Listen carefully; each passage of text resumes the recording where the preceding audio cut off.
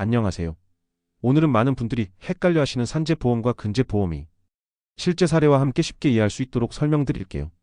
산재보험이란 먼저 산재보험에 대해 알아보겠습니다. 산재보험은 근로자가 업무 중에 사고를 당하거나 직업병에 걸렸을 때 치료비와 생계비를 지원하는 국가의 의무보험입니다. 예를 들어 공장에서 일하던 근로자가 기계에 손을 다쳤다면 산재보험이 치료비와 휴업기간 동안의 생계비를 지원합니다. 산재보험의 주요 특징은 두 가지입니다. 첫째, 모든 사업장이 의무적으로 가입해야 합니다. 둘째, 보상은 국가에서 직접 지급하며 근로자가 혜택을 받습니다. 근제보험이란? 다음은 근제보험입니다.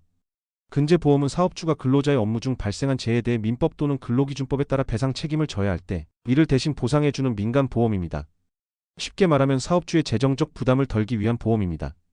예를 들어 근로자가 높은 곳에서 떨어져 심각한 부상을 입었는데 산재보험에서 처리되지 않는 사업주의 추가 손해 배상금이 발생했다면 이를 근제보험으로 처리할 수 있습니다. 근제보험의 주요 특징도 두 가지입니다. 첫째, 가입은 의무가 아닌 선택입니다. 둘째, 보상은 민간보험회사에서 지급하며 주로 사업주의 책임을 보조합니다. 자동차 보험과의 비교. 산재보험과 근제보험의 관계를 자동차 보험으로 비교하면 더 쉽게 이해할 수 있습니다. 1. 책임보험. 자동차 보험의 책임보험은 차량 소유자가 반드시 가입해야 하는 의무보험입니다. 사고가 났을 때 피해자의 신체나 재산 피해를 보상해줍니다. 책임보험이 없으면 자동차를 운전할 수 없고 처벌 대상이 됩니다. 산재보험은 책임보험처럼 의무적이고 기본적인 보장을 제공합니다. 2. 임의보험. 임의보험은 차량 소유자가 선택적으로 가입할 수 있는 추가 보험입니다. 책임보험에서 보상받을 수 없는 금액이나 상황에서 임의보험으로 보충이 가능합니다. 근제보험은 임의보험처럼 선택적으로 가입하고 산재보험이 보상하지 않는 부분을 보충합니다. 차이점 정리. 산재보험은 근로자 중심이고 근제보험은 사업주 중심입니다.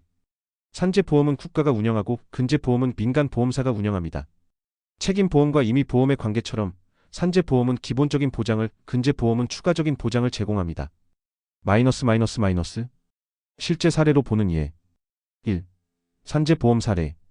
한 건설 현장에서 근로자가 추락사고로 다쳤습니다. 병원 치료비와 생계비는 산재보험에서 지급되었습니다. 2. 근제보험 사례. 하지만 근로자의 사고로 인해 발생한 위자료와 추가 배상금은 산재보험에서 처리되지 않았습니다. 사업주는 근제보험에 가입해 있었기 때문에 민법상 책임에 따른 추가 배상금도 해결할 수 있었습니다. 3. 자동차 보험 사례와의 연결. 이 사례를 자동차 사고로 비유하자면 책임보험으로 상대방의 치료비는 보상되었지만 상대방의 고급 차량 수리비는 보상 범위를 넘어서는 금액이었습니다. 다행히 이미 보험에 가입되어 있어 추가 수리비를 보상받을 수 있었습니다.